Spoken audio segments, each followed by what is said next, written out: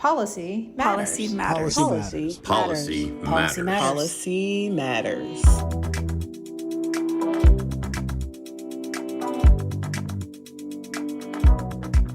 I'm Jeffrey Hayes, and welcome to Policy Matters. Today we welcome Sarah Bogdan, our Government Affairs Director, and Jesse Loesch, our Government Affairs Manager from ASRM's Government Affairs Office. We're going to do a little roundup of policy and advocacy news and updates, and I will turn it over first to Jesse Loesch.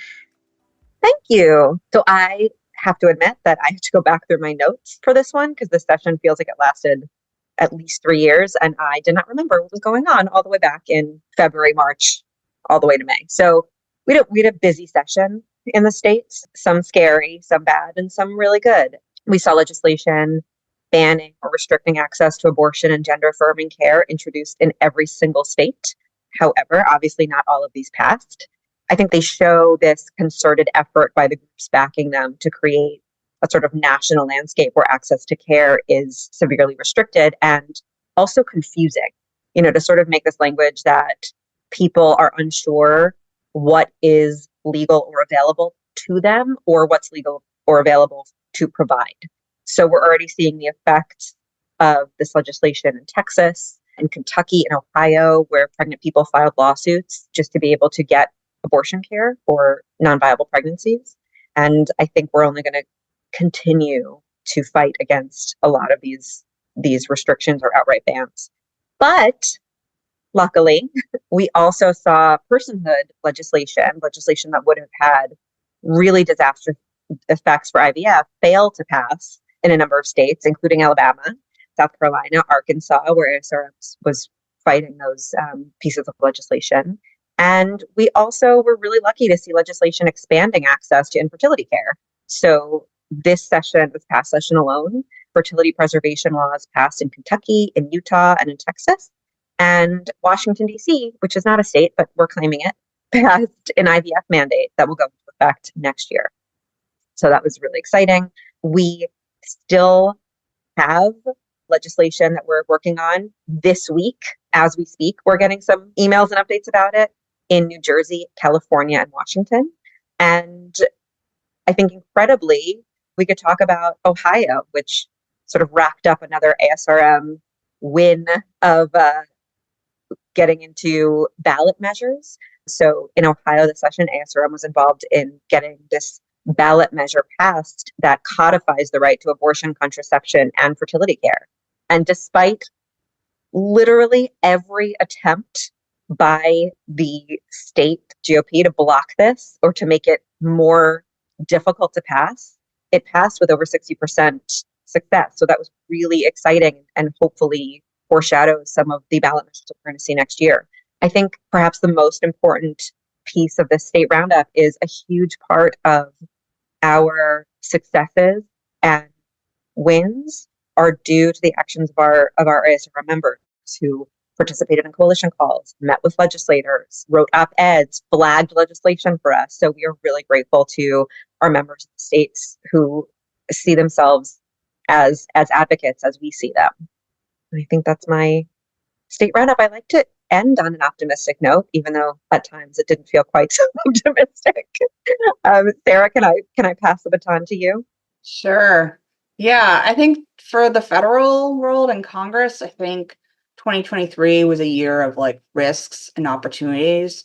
There was big risks and few opportunities to change the landscape. I think 2024, there's going to be a lot more political chatter, especially with the presidential election and Congress being up for, election again. But I think 2023 had a lot of risks and very few opportunities. And I think we mostly skated by on maintaining the status quo. What could have happened in some legislative vehicles that would be devastating, especially on the military side for trans care, didn't end up happening. So we sort of, I hate to say get lucky, but it didn't happen so the status quo remains. And I understand that the status quo isn't good either, but the risks for further erosion of rights and coverage and access was absolutely on the menu of options. And for seemingly most of those things the worst case scenarios didn't happen in 2023. In order to make sure that the worst case scenarios don't happen, we really need to keep pushing. One way for our members to sort of engage and making sure the worst case scenarios don't happen is to join the ASRM and Resolve Federal Advocacy Day. For this year is going to be May 14th, 2024. We would love to see you. Please participate. Please sign up. Please join us. We've had, let's see, I'm trying to think through all the bills. There was so much happening that almost happened and almost went negative, and some of the stuff that almost went positive, but it didn't. Let's talk about the Office of Personnel Budget and Management. I forgot that was actually a pretty big win, that is the administration office that manages the benefits for federal employees. And in 2023, there was a expansion for fertility benefits, but we really have been pushing harder to get more. So in 2024, there was an announcement in November, which was great, of expansion of plans. I believe it was 24 plans on for federal employees that expand fertility benefits. Some of them include IVF, but sort of at a cap. And so it's really important to actually go through those plans if you are or your family member is a federal employee, to really make sure you read what's in the weeds. But I think if we keep going down this path for all federal employees to have robust and comprehensive fertility benefits, I think it really becomes a game changer. I know I said this time last year, but we are on the path for a game-changing situation. And so I am hopeful for 2024 that there'll be more robust coverage for full and complete comprehensive fertility care and coverage. We're getting there. There's more to go, but we're definitely taking a step forward. I should probably send out a little warning about what's going to happen in January. Does anyone what's going to happen in Congress in January? Yeah, it's going to be like a hot mess express. Are we ready for this? So what we thought was going to happen this past September, which would be a federal shutdown, didn't end up happening. Again, this big risks, big opportunities, things that didn't actually happen. So I was putting my money on shutdown October 1st for 2023. Now the ball has changed and moved to January 2024. House Republicans are going to have a super crazy slim margin to run the House, which makes all the more challenging to get bills that are must-pass done. So starting January 1st, 2024, House Republicans are going to start with 220 members. Now, remember, you need 218 to move anything. So House Republicans will be in the slimmest margin ever of any Congress. Probably should double check that, but I'm pretty positive about that. And so that makes these must-pass things really challenging. And in 2024, in January, there are two, of course, because this is what Congress does, not why have one problem, but when we can make two problems. They have two humongous funding deadlines in January of 2024 when they only have 220 members. So it's going to be really challenging. It's, an election year, the noise, the chatter goes up anyways, just how it works. But the noise in January is going to be I'm going to be in bed with pillows in my ears. It is going to be brutal, unfortunately.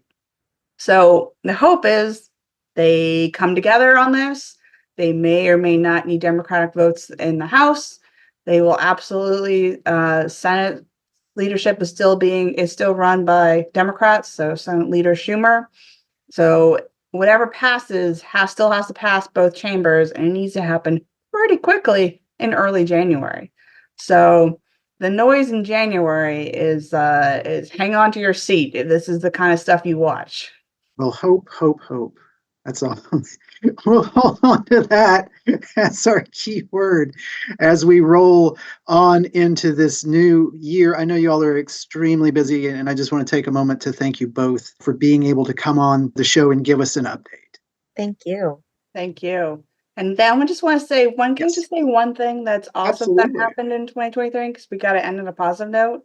Sure. The new definition of infertility that is more inclusive is an actual game changer, and it is one of the biggest highlights for us, I think, in 2023. It is fantastic.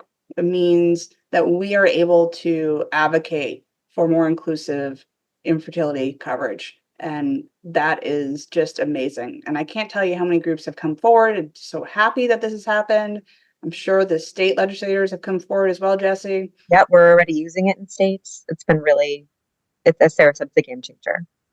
So I'm so thrilled and so proud of ASRM to do this. This is really important, and I can't wait I already am, and Jesse already is, just to move the ball forward on inclusivity for fertility benefits. Absolutely. I'll give that a big huzzah as well. Again, thank you both for your time today. And until next time, I'm Jeffrey Hayes, and this is Policy Matters. The information and opinions expressed in this podcast do not necessarily reflect those of ASRM and its affiliates. These are provided as a source of general information and are not a substitute for consultation with a physician.